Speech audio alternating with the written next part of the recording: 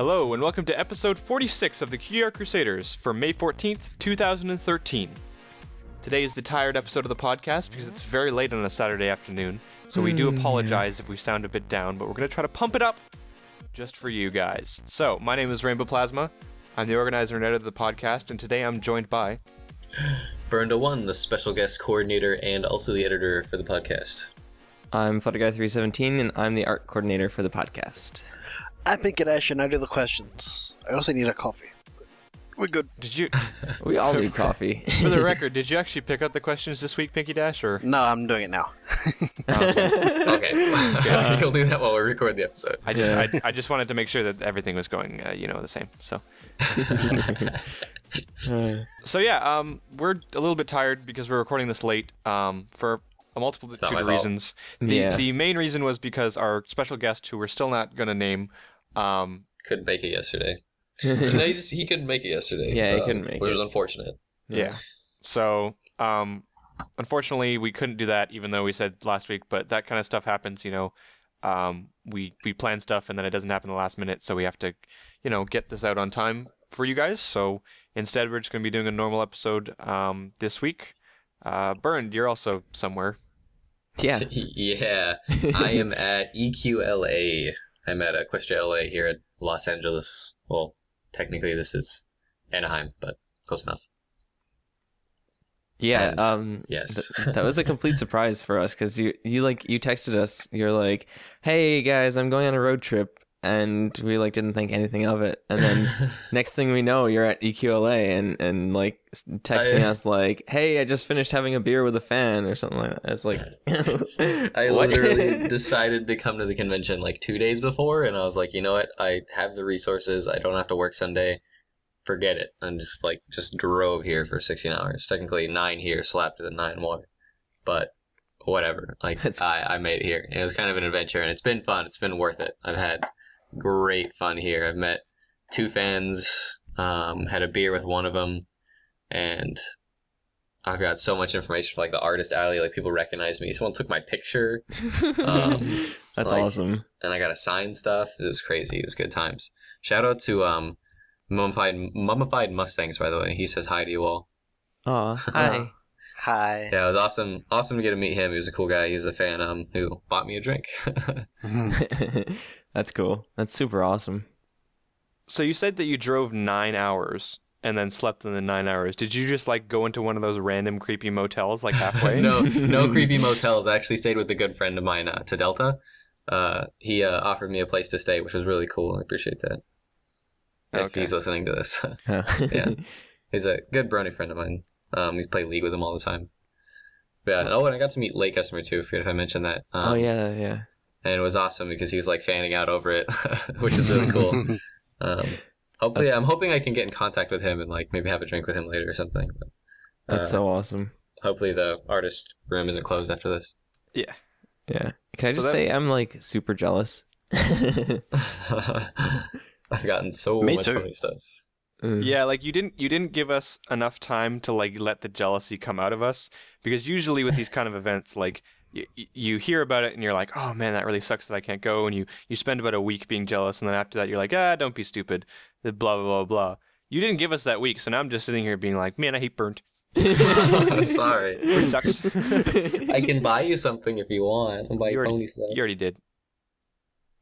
Did I? The Luna poster? Oh, yeah. Forgot about that. That was $20. I mean, free. Anyways, we do art sometimes. Sometimes. Probably. I mean, occasionally we do art, so, should we?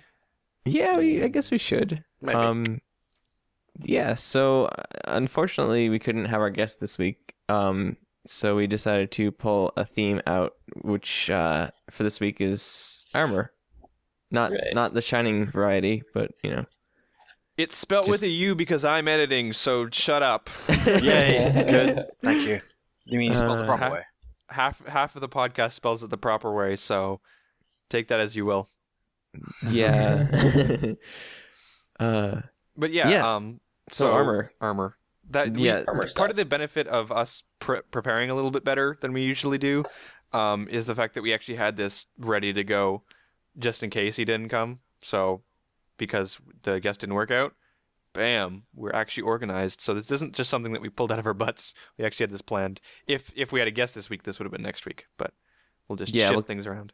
Because last week we also weren't sure, whether or not it would be a theme or a guest. So we kind of came up with this before, actually before we started recording last week. Look at how organized we are. Yeah, we're so cool. All right. Yay, us. Moving on. So this is our first piece. It's called Jousting by Mewball, who is a fantastic artist. We've featured some of their art before. We have. Yes. There? Her? Is it burned? I'm calling upon you to guess the gender. Oh, sorry. I swear I wasn't texting. I believe Mewball's a her. Okay. I think. Because it doesn't say on the DeviantArt. No, but it doesn't.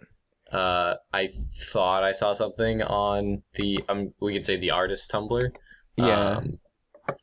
Okay. Well, it's not a big that deal. and the pony OC that pursuant to she that she has on her DeviantArt is a female pony. Well, that doesn't tell you I would anything. assume if that's her OC. That doesn't tell you I'm anything. assuming. Yeah, it does. It totally means something. Oh, shut up.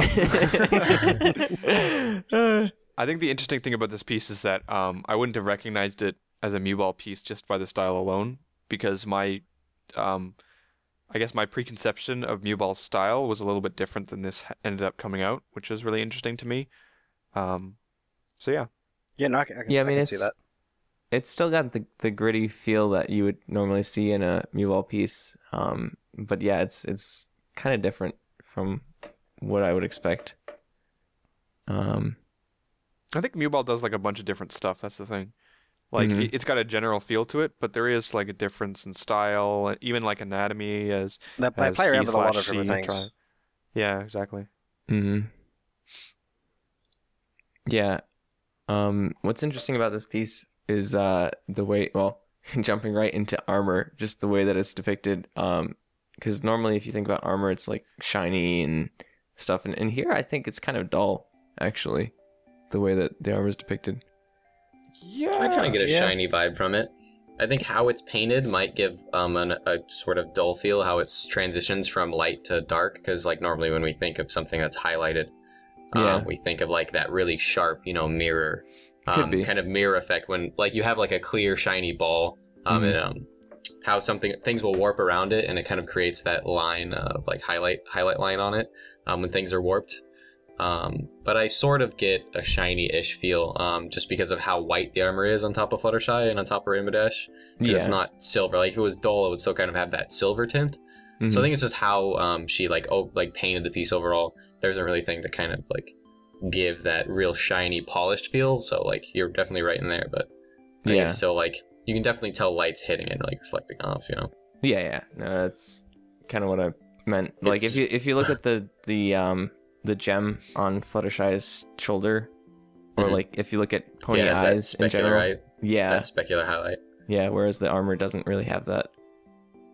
Yeah, like I'd call it more of a matte finish rather than a glossy like you get with with actual photos printed out, glossy and matte.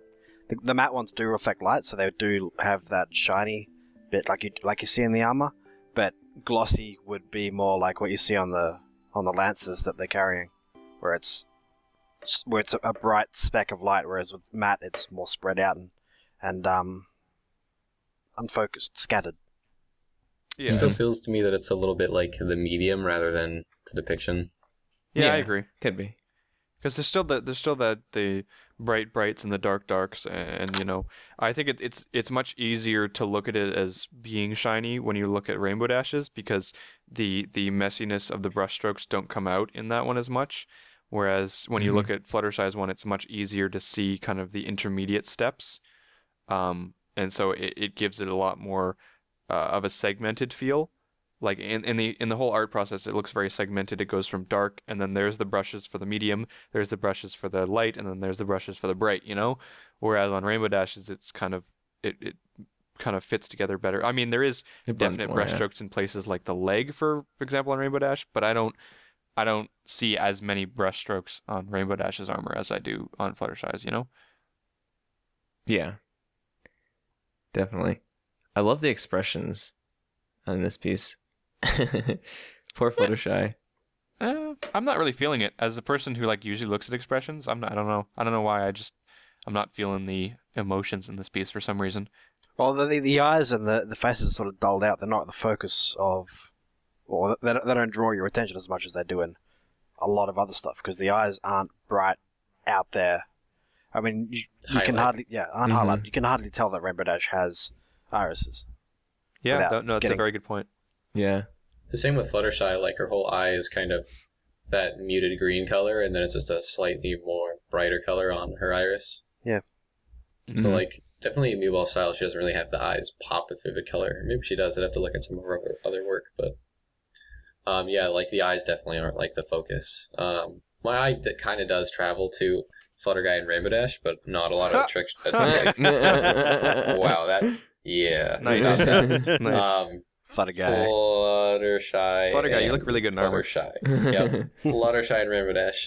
Just because the light's hitting Fluttershy and then the top of Rainbow Dash's head, so it does bring a bit of attraction there. But yeah, just like you said, I don't find myself looking at their eyes, but I see their expressions, like how their eyes are, like Fluttershy's, how they're tilted down, and then I want to say Rainbow Phasma so bad. Rainbow Dash's eyes, how they're like tilted angrily, and their mouths too. Like, you can definitely tell them like their expressions in their mouth. I think the funny thing is that actually kind of matches. If we were both jousting, this would be about. Yeah, it'd be about the same. Do you guys find yourself having trouble saying Cutie Art Crusaders now? Oh yeah. Yes, all the time. I cannot say it. But yeah, so I think this is, and in Armour in general is an interesting thing to talk about just from a composition sense, because ponies are so simple that our eyes get drawn to, the hair and the faces especially, because there's really not that much else when it comes to the bodies. It's all one flat color for the most part. And so when you add something in that is detailed on the body, such as the Armour, it does tend to break away from that, and the piece becomes more about the Armour than the ponies that are in them. There's still obviously the hair that stands out a bit, but you can see how in a piece like this, the attention gets divided a lot more than when the ponies aren't wearing the Armour. Well, I think especially like with this piece, I think the scenario is more suited towards drawing your attention than the individual characters. Something like that. Right. Again, It's not a bad thing. It's something to be aware of, and as long as you plan for that, like if your piece is planned around that, and a lot of these pieces that we're going to be showing soon are planned around that, and so that's what makes them well, because they were planned to do that, and it worked out nicely. Mm-hmm.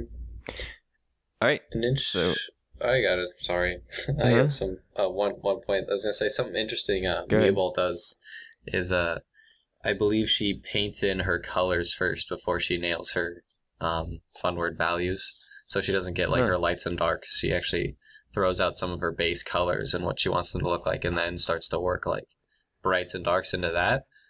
She had like a step-by-step process of Rainbow Dash and Spitfire piece from the Wonderbolts episode, whatever that was called.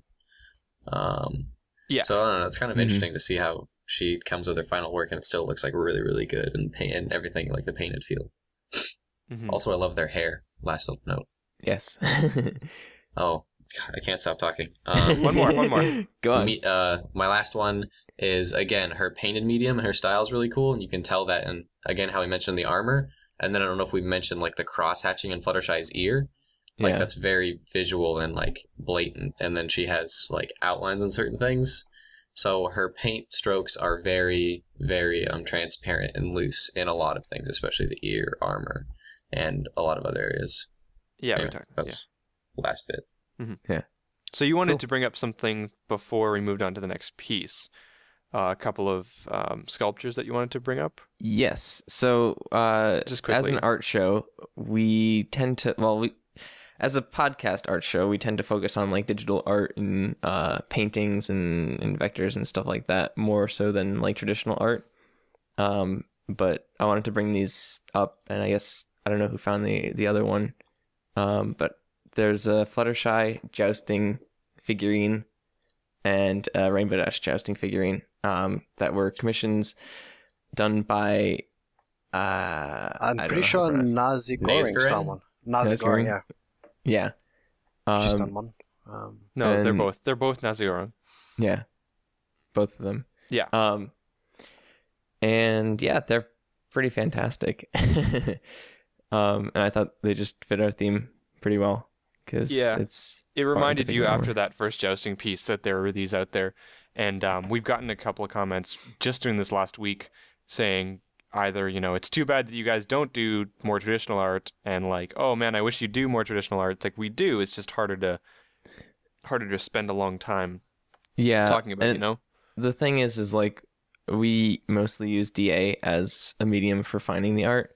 So if people are creating these awesome works in physical medium and not posting it to DA, it's kind of hard to find it then for us. So yeah, if you're creating sculptures or doing anything like that, definitely post pictures of it because I know we love to see it, and I know other people love to see it as well. Yeah, we don't think it's any less, artistic. It's just it doesn't happen to fit our show a lot. But I mean, traditional things like pencil crayon drawing, markers, yeah, even sketches in pencil, all that kind of stuff, like that fits our show. It's not that we aren't featuring it, just we don't see a lot of it out there. So if that's more prevalent, then we'll pick it. But we just don't see a lot of it out there. Yeah. It's not. It's Well, not and that we're. sometimes it's like the really good ones we do see just don't match our theme. Like there's a lot of cool traditional pieces that I'd love to feature. They're just not like matching themes that are coming up. Yeah. Mhm. No. Yeah. Okay. So yeah, just thought those were pretty cool. So our next piece is called Nightmare by Jazz1RUS or Jazz Russ. One Russ. Jazarus. I think that's some language, probably Russian. I think it's yeah, Russian. it's Russian. Yeah. Yeah. If it's some sort of strange symbols, I just assume it's Russian. Just my rule. Yeah, that's Does, Russian. does Ukrainian use the same letters? I had to let the I'm page not load. sure. Well, how about we go? Because I know Russian and Ukrainian are two Are you different going to languages. Google Translate it? No, I just clicked her main DeviantArt profile and it said male Russia. There you So, go. Russian. His. Anyways, when Flutter Guy, you came up and you said we should do something on Armour. Mhm. This is the first thing that popped into my head, and it's something that I've kind of wanted to feature, and ever since we did that Nightmare Moon episode, like the day after we did it, I found this piece, I believe, and it was just, or not the day after, but like, anyways, I saw this piece come up whenever after the Nightmare Moon one, and Mhm. I was like, oh my god, I can't believe we didn't get to feature this one because Yeah. I really enjoy it, and I think it's got a lot of cool artistic things to it. So luckily, you brought up the armor thing, and this kind of fits in perfectly because it's got quite intricate armor to it. Yeah, actually, so- I think that was part of the reason that, because you brought up this piece like right after our Nightmare Moon episode, and I was like, oh, that's really cool. We should totally do an armor theme. Yeah. So, Mhm. yeah, I mean, I've got a lot of stuff to talk about it, so I don't want to like steal it away from you guys. So I'll just hold back. I'll let you go before me though, so we'll let the other two go because I have stuff for it too. So okay. Pinky Dash, you go first. No, you go Rainbow first. Stern has one to say. Oh, for the love of All right, fine, I'll Rock go. paper scissors for it. just go, just someone. God. All right, what I find really interesting about this piece is that it is literally all about Luna or Nightmare Moon. The background is very not detailed. You can definitely see the brushstrokes. It's the ground a little less so. Like you see some cracks and stuff, but compared to the amount of detail put into Nightmare Moon, it's Is it Nightmare Moon or is it like a nightmare figure cult? Because it really looks like a cult to me. no, No, it's, but the hair is the definitely cutie Luna. mark is kind of a giveaway. Yeah, the cutie mark But it is Luna. looks like a cult though, doesn't it? Well, it's a No. different artistic style. You have to Well, remember that yeah. alicorns do have that elongated, more blunt snouts. Yeah, it has eyelashes, so I'm wrong. It just looks like a cult muzzle, but it's still like Yeah, it's it's got just, She's an eyelashes and- alicorn. She does that. Yeah. ponies. How do they work? Uh, no, it's definitely not. It's definitely Nightmare Moon. It's just Okay. definitely a different Mhm. style to it. Yeah. yeah. Anyway, Um, sorry, continue. I also love the way that the artist did the wings on this piece, because they're all basically individual feathers, and Super cool. they're massive feathers too. They're like torn. Yeah, Yeah. Looks like they're coming Swain off from League and of stuff like Legends. I mean, what? Dear God. Oh, you. Yeah, no, it's the artist in general did a really cool interpretation here. One thing that I wanted to bring up that we saw a couple of different things before, but not quite as clearly as here, was the use of kind of I'm going to use the word portals here, just to describe kind of what the hair is doing, because the hair is kind of acting as like a window into another world, because that is an impossible it's an impossible 3D space. You can't have this background that we've got, this creepy background, and like a window through the hair into, outside. I like the term "a window to another where." Yeah, it's definitely a cool kind of thing that you can only really do with digital art, where you kind of insert another background into there and use the empty space of the main for something, because other than that background, if you took that kind of moon and the other background out, it would just be kind of like a purple mist. And while that is what Luna's hair usually looks like, it's interesting to fill that void with something, Yeah. I also It quite kind of like gives that. it some depth and stuff. Yeah. It's still a little translucent too. Like you can see the wing armor, but it's like it's still like covered, so like you can see through the hair, but it's still that window. So it's like the hair is still like again made of the night. Yeah, and it also gives a good focal point in the fact that the artist obviously wanted the moon to be featured somewhere in this piece, but when making the environment, couldn't find a place to fit it in. And so having that kind of window for the moon, it's almost like the moon is caught within her hair. Like the moon is a part of her, and it very much is, Mm-hmm. And also it also helps bring it into the piece and makes it feel like it's a feature of the piece as well, and that the lighting looks like it's coming from the direction of the moon, and like casting the shadow and that light on the ground. So like it's kind of cool in how that it's a feature and it's still like a window into another plane, because it's different than everything that's the background, that mist everywhere. But it's also like causing the light source, or the light source looks that it's coming from that area. I didn't even it notice causes that. some interesting features. Yeah, I didn't even notice that. That's cool. Yeah, it's a strange interpretation, because like you said, it does look a little bit colty. The eyes are interesting in that I don't recognize that eye color as being the natural eye color. It's a little greener than Luna's normally are, but yeah. It almost looks like, to me, because it's interesting, because Nightmare Moon had similar hair. Was it the same hair as... Did Nightmare Moon have the same hair as like season 2 Luna? No, It was different. No, It was like this. It was like super wispy, like crazy Yeah. celestial, like and It didn't whatnot. really have a formed shape. It's just there's a definite difference in body shape between Luna and Nightmare Moon, and so it's really interesting because it looks like it's almost like this is a mix between the two, like a halfway state or something like that. And I don't know why, but I caught from this piece almost as if it was like an inner fight between Nightmare Moon and Luna. Like this was during her transformation into Nightmare Moon, and she was fighting against it or something. You I don't just want kind to of get see that my feeling. final form. But yeah, no. I can see that. Yeah. Armor School too. Yeah, I was just gonna bring up that like the armor in this piece actually makes sense, like in terms of placement. Because if you're a Pegasus or an Alicorn in this case, like you'd want the front of your wings protected as you're flying. And it's got horn protection too. Yeah. So. And it's very gemmed out. Yeah. So flashy. So Very bling. proud. It's all the bling. But It's the it is a body really bling. cool style. Because, like, to me, the reason why I thought it was a male figure is, like, since the armor is so, like, there and powerful, it just feels masculine to me. And then that pointed nose, again, kind of feels masculine. But now that I think of it, alicorns in the show do have that pointed nose. Oh, absolutely. So it's like... Yeah. So, like, Celestia has that, Luna has that. So, like, now this is in 3D, it just kind of, like, threw me off. But you can definitely tell the eyelashes are there. Now that I see the eyelashes, like, I get that more feminine feel. And, like, the armor does have, now, like, I'm looking at it and dissecting it, like, all the little points kind of do feel delicate. So, I don't know. But it's still, like, it's a very powerful piece, which is kind of how I got that masculinity from it. but you can have powerful female characters. I'm sorry, but but no, I thought this piece was really cool because it also brought up some interesting points that I wanted to mention about it, and that it feels really monochromatic to me. It feels really like analogous in that the background kind of starts to blend into the stuff that's the focus, but it's still desaturated and way less detailed to where it does fall back. But it was kind of caused an interesting feature in that it's still really similar to some features in Luna, kind of like her body fill.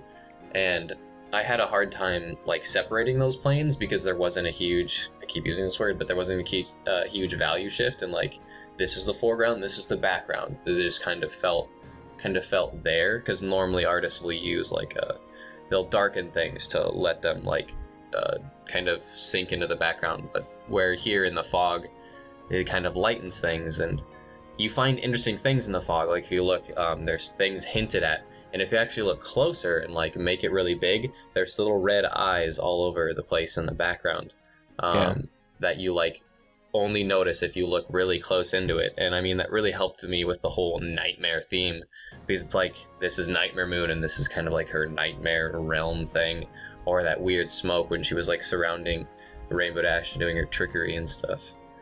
So it was a really cool feel. Just that how the fog and smoke kind of messed with how I'm used to seeing depth like depicted. But yeah, I don't know. Overall I liked it. I liked the ornamentation, the amount of detail that's in the character. So then it's like I enjoy the lack of detail in the nightmare fog rather. Yeah, I mean, the artist definitely made some very big decisions when choosing the composition in terms of like separating foreground and background. And I think they did a fantastic job, because your eye really goes right to Luna. And that bright light on the ground really helps you find the like the brightness, and it really creates that focus and gives you the sense of like foreground is what's like in really grounds Nightmare Moon as she's like standing, and it really gives that like depth of space, but you can tell that like the smoke is kind of surrounding, and that the stuff in the background is kind of like lifted up, so there's levels to the smoke still, which is cool. Yeah. All right. Unfortunately, we have to move on to our next piece because we're kind of getting over on time. So our next piece is called P.O.P. Stallion Within by Shriel. And I don't know exactly who... It's Prince of Persia. Prince of Persia is a video game. That would make sense. And so this is there's a lot of stuff that has to do with Prince of Persia, such as sand and other stuff. But before we get into that, I wanted to bring up a point that was something that I've talked about a lot, but I just want to reiterate it.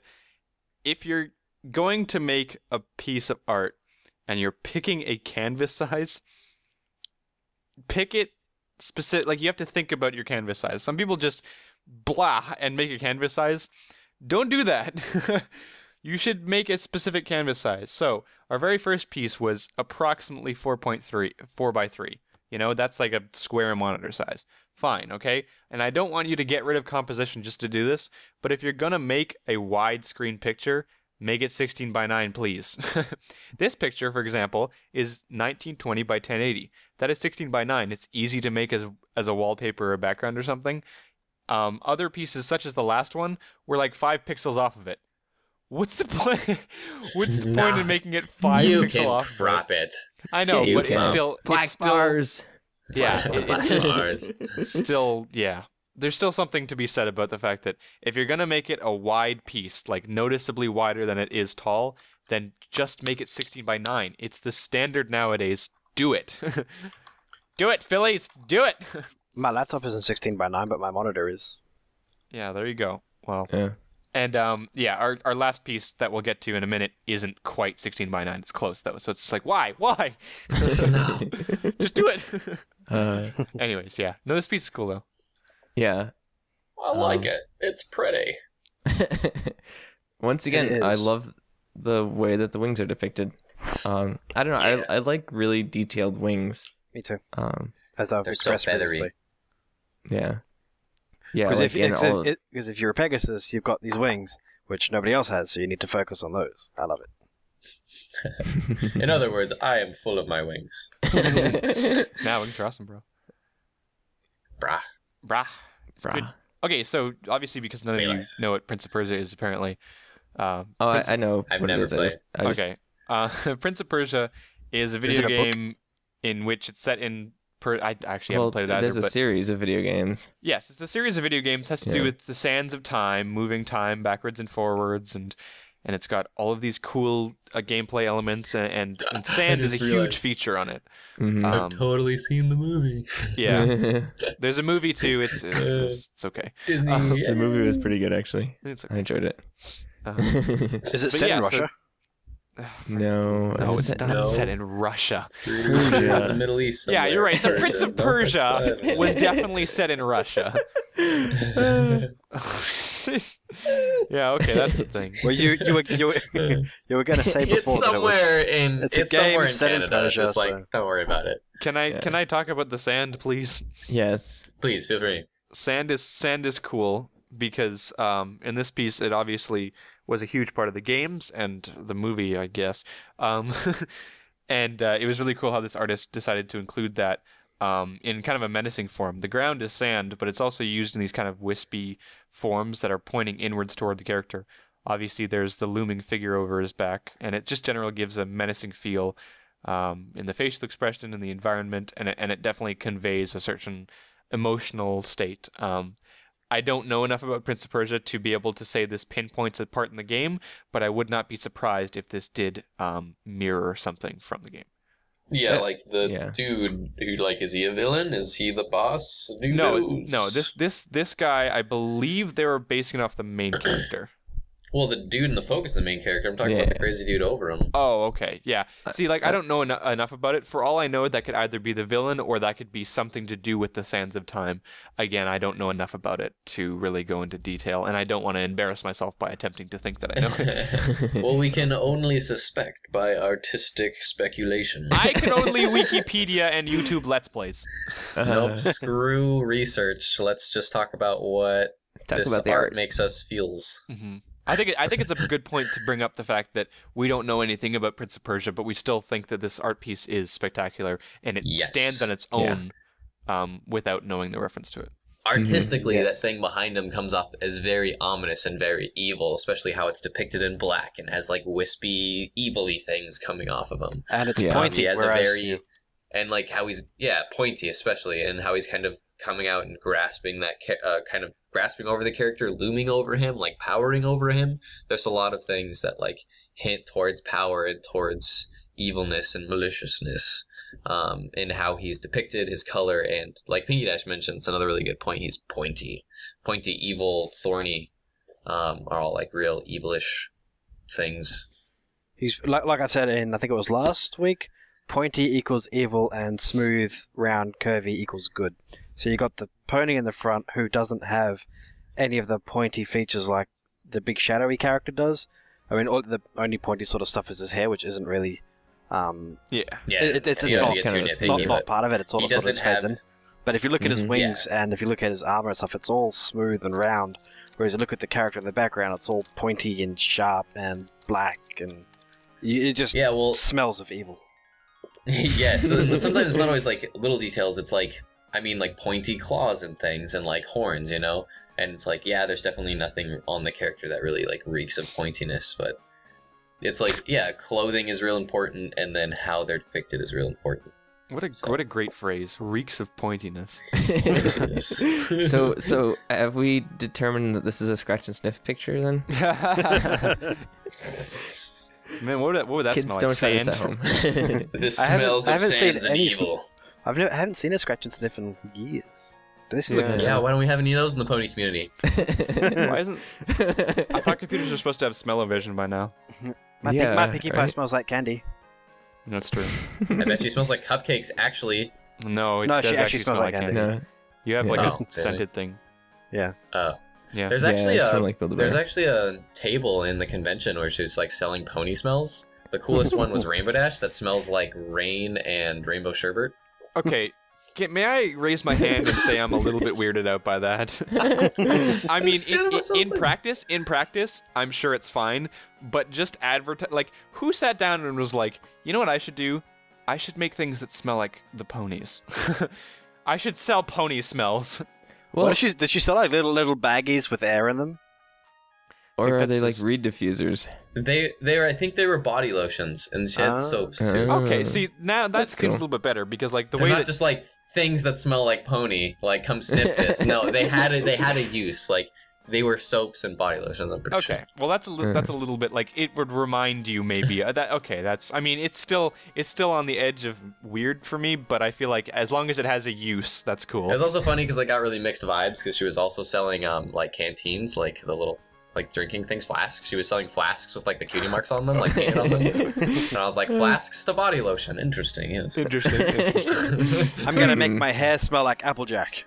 I'll take your finest flask and your finest lotion. I love getting drunk and smearing lotion on myself. Burn, can you buy me Rainbow Dash shampoo? Rainbow Dash shampoo. Yes, I can. Wash yourself with the essence of Pinkie Pie. I'm gonna go buy you some of that lotion and just like scribble. Yeah, see, this is weird. Yeah, exactly. This is most definitely weird. Fluttershy extract. extract of Prince of Fluttershy. Persia smells. Anyway. That's great. I bet this piece would smell awful. Stop it. Just This stop piece it would all. smell foreboding, whatever that smells I'm like. pretty sure we've established that it smells pointy, but that's besides the point. It smells pointy. Anyhow, Anyway, cool stuff about this piece. I love the lighting on Yes. Yeah, from the two, I believe that's the Sands of Time. Because no, in his claws, like that he's levitating up. And Yeah, that's normal sand on the ground. Got it. Yep. yeah, Totally, you're right. Sorry. yeah. And yeah, it's reflecting on the wings and the armor and on the claws of the big thing behind it, and it's just it's really cool. Well, they're also condensed balls of light too, right? They're not like giant bright suns, and so they don't affect the overall lighting of the piece, but they do give off a little bit of a glow, which I think is really important because light sources are more than just one solitary thing. You can have bright light sources, you can have dim, far-reaching, short-reaching, all these different things, you know, and it does a really good job of saying that these are just things that are glowing. They are light sources, but they're not light sources in the traditional sense that you would think of them, you know? They aren't blinding you. Yeah, they aren't like suns. Just glowy, powerful sand. Yeah. I wonder if it smells glowy. Yeah. Sorry. Anyway, no, I like how the villain character is depicted. Because we always say the little thing, it's like, don't use black in your art pieces because it creates voids. And it's like, it totally uses that here. He's very voidish. He's very shadowish. And like, it makes him recede. So it's like, he's depicted in black. And that black really helps him not only give him that evil, ominous feel, but also helps him give him that shadow, luminous feel. And especially in the sand on the sides, the stuff that is black, you can kind of feel like it's more receded and, you know, it doesn't have light hitting on it. And I love what the white in the background has done to make the evil character pop out and also kind of create like an overall light source. This like the use of value in this piece from like pure white to pure black is really cool. See, if you hadn't mentioned value, I was just about to. Because I gotta bring it up. I don't want to let my fans down. You know, I love that Burned a little giggle beforehand, so I knew exactly what was coming. So every person who I've met who's recognized me here has had like made some kind of stupid fan craft. I asked Late Customer to buy me, or I paid Late Customer for a commission. I bought a sketch commission from him. And I was like, I'd love if you would sketch like Mosi or something. That'd be awesome. And he's like, yeah, sure. He sketched me in a bloody cage. He sketched me in a cage. And I'm reaching outside of the cage trying to like pick the lock. And I'm just like, this is awesome. New best friend. That's fantastic. New best friend. It's awesome. God. And then Mustang has made some value cracks too. Yeah. That's great. It's great. It's good. It's good stuff though. I love the roller coaster of emotion that had to do with value. That's great. Okay, so I'm going to move on to this piece because you won't, for some reason. I'll move on to the next piece. I don't want to move on to the next piece. I want to talk about how rugged this guy is. Look how sexy he is. Actually, okay, I'm cutting that. One more thing about this piece. He is so attractive. Oh, damn it. I love how the hooves are depicted. Cool. Hooves are cool, and also they're quite fuzzy. I agree. Is he not rugged? He's he not very attractive? rugged. He's very. He looks like Stop you, talking kind of. about it. I have to cut it. I have to cut in and around this. Why do you have Stop to it. cut this? You're a jerk. He is a very rugged, attractive pony. So I believe that somehow we've lost everyone's sense and sensibility. So we're gonna move on to the next piece because we are running low on time. And when I say that, I don't mean we're running low on time as in we're reaching an hour. I mean we're running low on time on my estimated calculations. And my calculations say that the next piece is called Heroes of Equestria by Fruit Blood Milkshake. Milkshake. Get it, shake it. Oh, You sorry, never knew was- that you thought it was Fruit Blood Milkshake, but there's actually an A in there. Yeah. It's Milkshake. Milkshake. Sorry. No, but That's so this is another racist. piece that I've been wanting to put in for a while now, but just haven't found kind of the right theme in. So there's totally armor in this piece, right? There Yeah, is. there They're all is. wearing armor. There No, are. it is very true. Well, except for Twilight, she looks like she has some sort of dinky little cape. She has she's she just has got a armor star. hooves. Hoof armor. Oh, that's and true. She hooves. does have hoof armor. Yeah. No, those are but the yeah, shoes. so this piece is just spectacular They're to armor me. shoes. You shut your mouth. I love the detail in the piece and the fact that there's detail in places like the wings, even though there isn't a lot of specific detail. You know, in the wings, it's not quite as quote unquote, fully explored and detailed as some of the other wings that we saw. Feather by feather, but it still gives a very loose and feathery feel to it, which They're is really painted. They're my favorite part. Mhm. Sorry, it's like they're super painted. It's super like loose, and like you can see all the paint brush and strokes and stuff. So it's like Yeah. everything else is so ultra realistic, and then he's like painty. It's awesome. cool. Yeah, Well, and the paintiness gives it this fuzzy feel. Like you feel like a Philomena's wings. There's definitely a fuzz to them. mhm. Yeah. Especially the outside. What was that? Was it the subsurface scattering? Subsurface is skittering. Sorry. Now you're making fun of Spirito. I'm making fun of Spirit. I'm making I'm fun of just Japanese being people. overly racist. No, Sorry. So if you look the arms and the wings of Philomena, it has around the edges has like I guess it's the feathers peeking around there have a lot of subsurface scattering, which if in case you don't know what that is, you should probably go back and listen to our colors episode because we talked about that a little bit. Because it was awesome. Mhm. Yep. Spirit's awesome. And you mentioned that it was super realistic, which I thought was really interesting because I definitely got that vibe. And I mean, even though it doesn't look real to me, it still has a very detailed, vibe to it. Almost as if like there's the very clearly fake ponies with very real attributes to them, such as Mhm. the hair or most notably the armor, which is incredibly detailed to a point that it looks like someone photoshopped on a piece of armor onto this piece, I should really zoom in on this thing. Yeah. Dear No, Lord. I mean, to me, it kind of looks like the ponies are kind of disjuncted from, Yeah. or I don't From- think that's a word. What do you mean by disjuncted? They look like Like- they cut and pasted there. Yeah, it's like they're not really fitting in completely with the background or with the armor and stuff. But it kind of gives it this unique feel to the piece where it's Yeah. like Especially Celestia. To me, it looks like Celestia's sort of her right, so our left hand side of her along her hair, just Mhm. makes it look a bit not real, whereas everything else sort of looks kind of real. Actually, I mean, I think this piece could possibly fit under a surrealist category just because Yeah. of the fisheye lens Very. and the way See that all the characters are kind of pasted on. It There's feels like. literally like 4 different styles in this piece, which is super interesting to me because in 99% of other works, if they try to mix 4 different art styles, it ends up just being a mess. But I think that either the artist is just experienced in this kind of thing, or it's something that's very thought out, because I think the sky and the ground are 2 different background styles, and then I think that the characters and their props are again 2 different styles.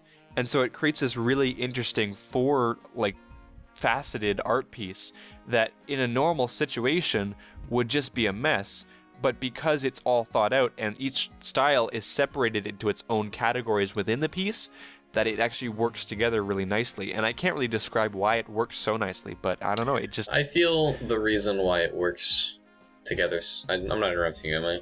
No, go ahead. Okay. I feel like the reason why everything fits together and flows so nicely together in this piece is, like, one, like, yes, the artist is super experienced in using, like, his style and details and picks and things.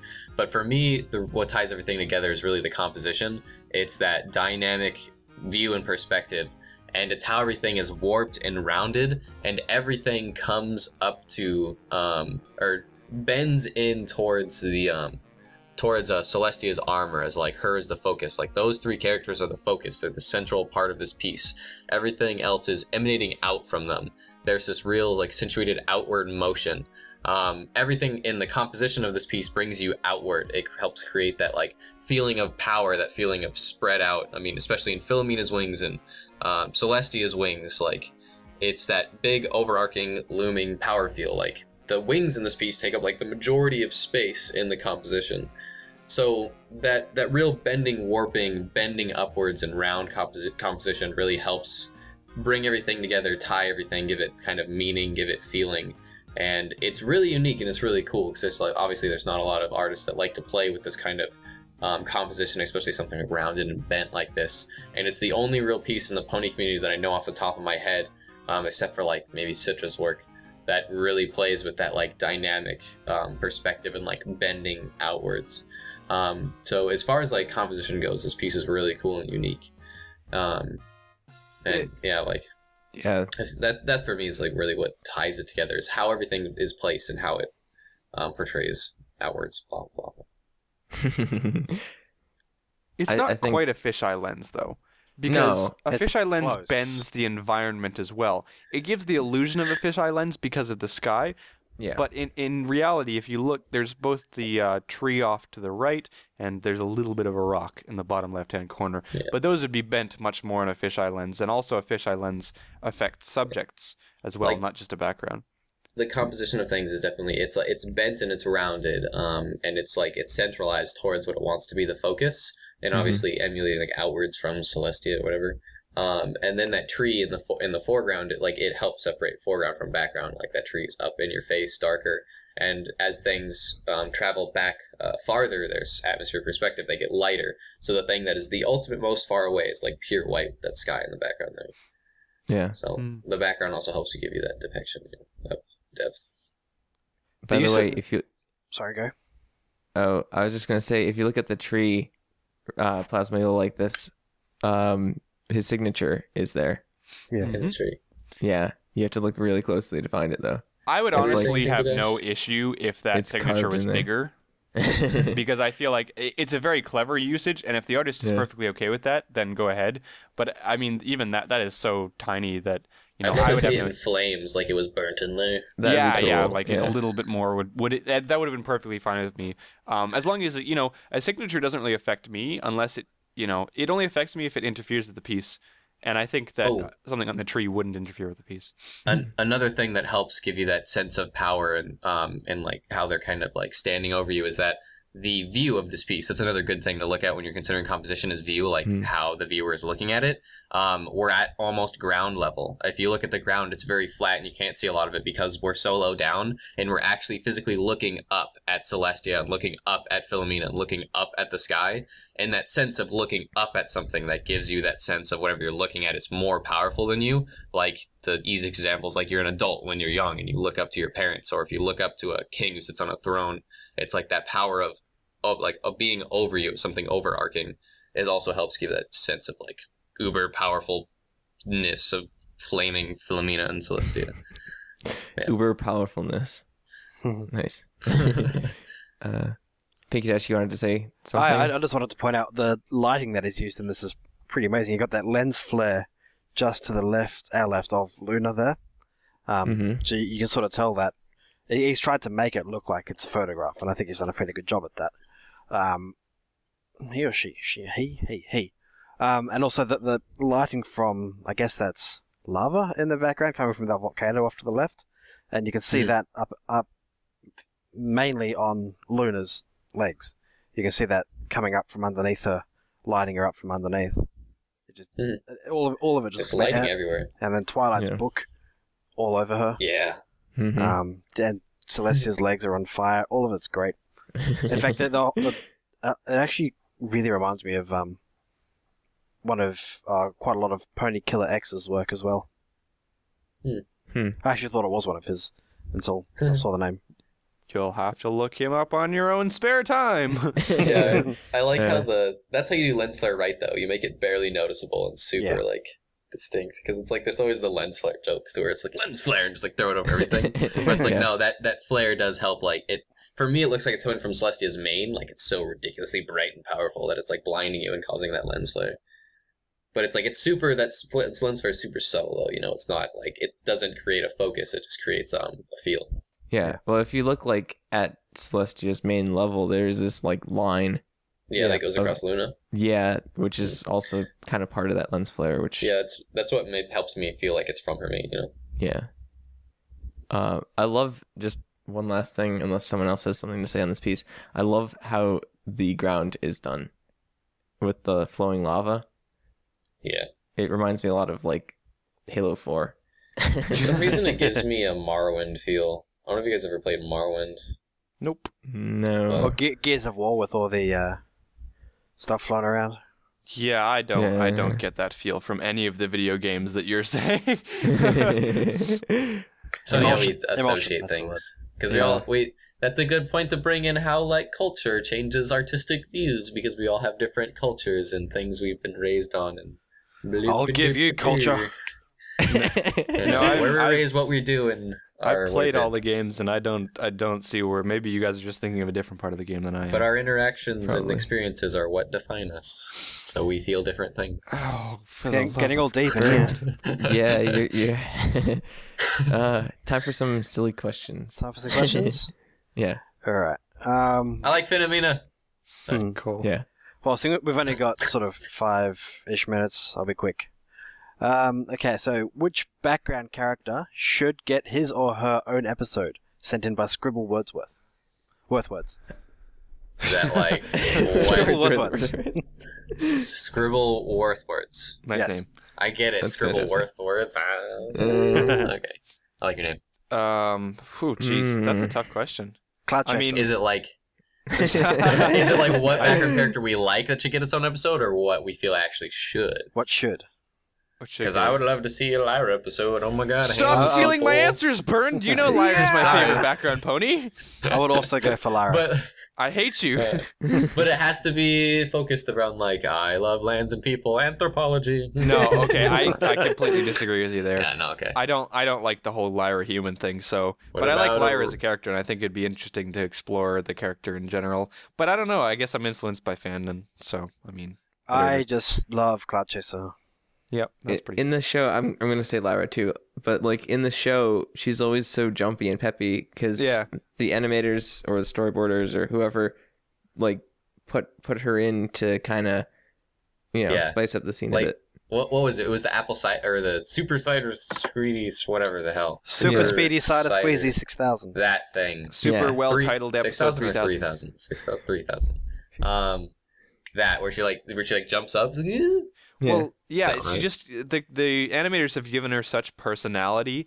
I mean, the personality that the fandom has kind of continued didn't come out of nowhere. It came from a lot of the background work, and I think Lyra's probably the most she's got the most personality from a background pony As far as like a depicted background character. Yeah, I would argue that more than Derpy, because Derpy's just there, and I think that's much more of a fan thing.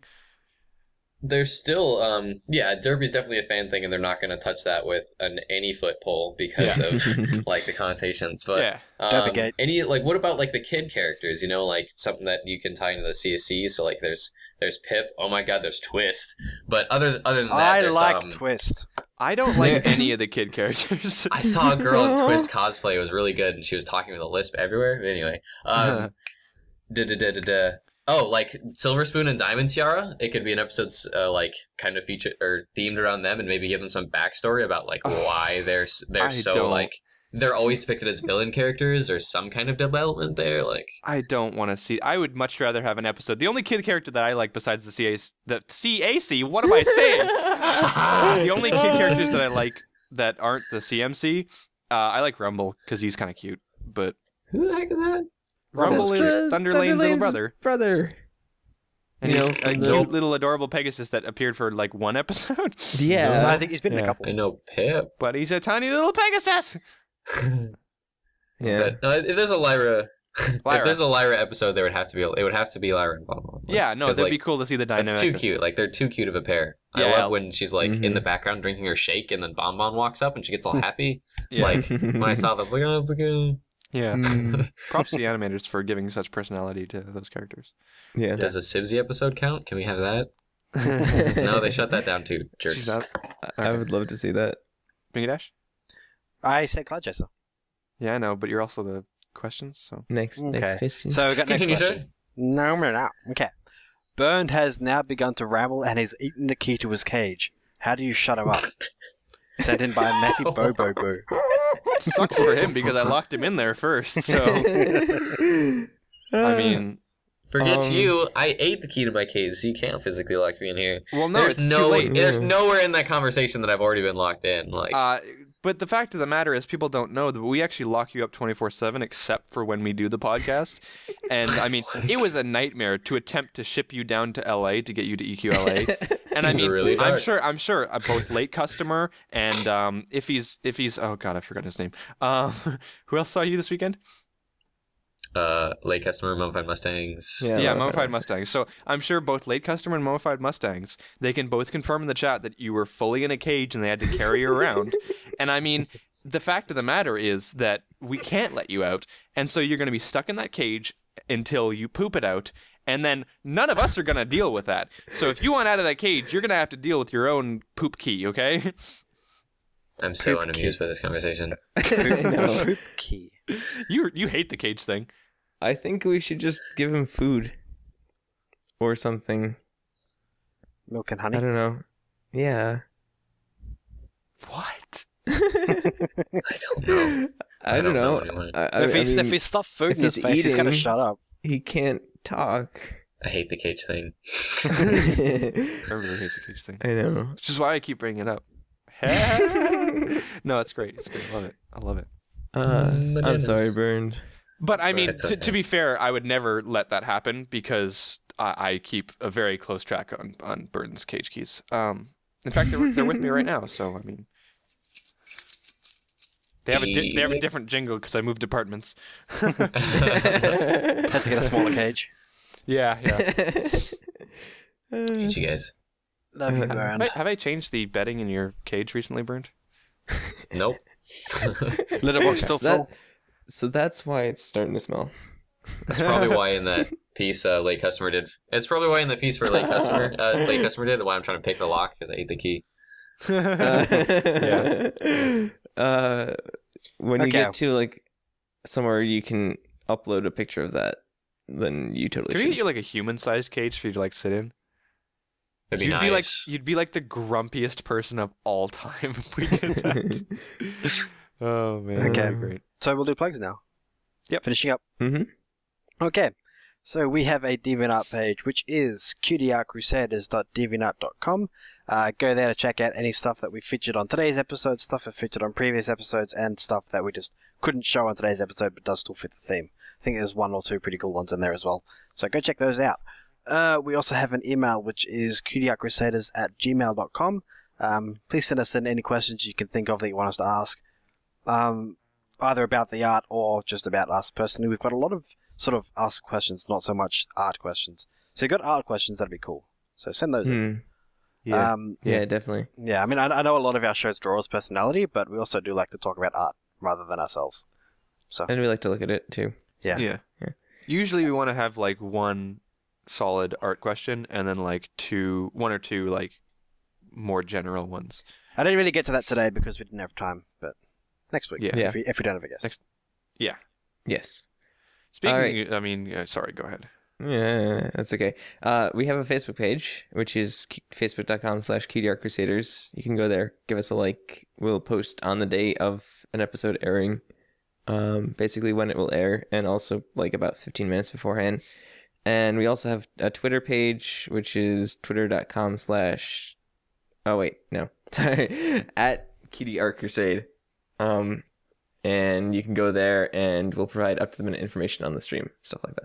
Someone asked recently why our Twitter handle is Cutie Art Crusade, and I guess I'll just refresh people's memory. The reason why it's at Cutie Art Crusade and not at Cutie Art Crusaders is because Twitter has a limit on how long the name is, and so I think Cutie Art Crusade fits their name length pretty perfectly, so that's why. Yeah, it works well. Yeah. Because The Crusade Yeah. of Cutie Arts. So unfortunately, due to our current predicament with the guests that we were going to have on this week, we don't know what we're going to be doing next week. So unfortunately, we won't be able to give you guys a theme. It should be fine for next week, and we should have a guest for next week. But unfortunately, if it doesn't come out of it again, then we can't inform you about the theme, even though we really want to. But that's kind of what happens. In order to get special guests, we have to give up some things. So If things all go according to plan, we should be able to have a guest on next week. yeah. Yay. And we're trying to, and even if we don't get that particular guest, I know, Bernd, we're looking into more things as we go forward. But man, we're reaching 50 pretty fast. Yeah, And, 50 close to a year. Yeah, Over the we're not hill. going to do any. For the record, we're not going to do anything special for 50, but we're going to try to do something special for 52. Yeah. I was saying 50 because 50 is a round number, but 52 is kind of the one because that'll be our year Or long. 1 year. Yeah. Year A year of that, anniversary. which would be Kinda pretty We crazy. cool. should do a fan thing. Well, no, it coincides with Yeah. Everfree Northwest, so maybe we can do like a Something. Does a it? thing. Does it really? A thing. Uh-huh. It's just a thing. Just a thing. Just a thing. No, I would never. I would ain't- never reveal what that thing might be because that ain't would be nothing but a stupid. thing. So, anyways, thank you guys for coming out. Whether or not you are on the live stream or on YouTube, I actually went back this week and read some YouTube comments, and there's some very nice ones. So thank you. I hear very you're much. a sexy man. I hear I am very handsome, apparently. Thank you to all the compliments about how good-looking apparently I am. You are That a was- good-looking man. I missed those when we put out that episode, and I went back just to see what the comments were like, and it was kind of maybe blush a little bit. So thank you. It's very. It was good, though. It was very nice. It was a very nice sentiment. Plasma kiss me. So yeah, thank you. Because I don't give a. So yeah. Anyways, I was just trying to say thank you to YouTube because I don't think that I look at it enough. I know Bernd does, but I don't. So thank you. And so that is it for this episode. I don't think we have anything else. So you guys know all the deals. We'll hopefully have a guest next week. And yeah, that's it. Thank you for coming out. My name is Rainbow Plasma. I'm Bruno 1. Photograph 317. And I'm Pinky Dash. And we'll see you guys next week. Bye bye. Bye. Bye bye.